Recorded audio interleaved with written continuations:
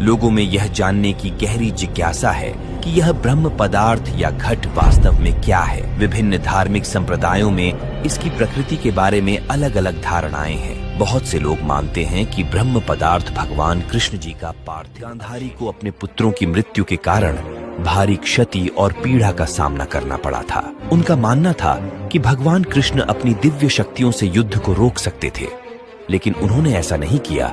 इसलिए उन्होंने भगवान कृष्ण को श्राप दिया कि अगले 36 साल बाद उन्हें और उनके यदुवंश को एक दूसरे को मारकर विनाश का सामना करना पड़ेगा और द्वारका समुद्र में डूब जाएगी। समय बीतता गया और 36 साल बाद उनका श्राप लगने लगा।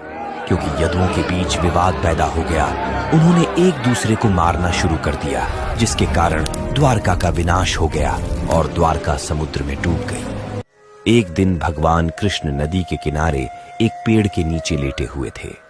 उसी समय जरा नामक एक शिकारी जंगल में आया और वो भगवान कृष्ण के लाल चमकती पैर की तलवार को हिरण समझकर एक घातक बाण चला दिया। जब उसने देखा कि उसका बाण कोई हिरण से नहीं, स्वयं भगवान कृष्ण जी के पैर में घुस गया है, तो उससे बहुत दुख और पश्चाताप हुआ।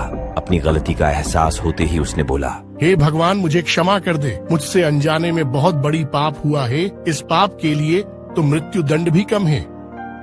जरा तुमने कोई अपराध नहीं किया है। तुम त्रेताया युग में बानर राज बाली थे, जिन्हें मैं पेड़ के पीछे छिपकर वध किया था, जो कि युद्ध भूमि के नियम का विपरीत था। इसीलिए मेरा मृत्यु तुम्हारे हाथों पहले ही लिख दी गई थी।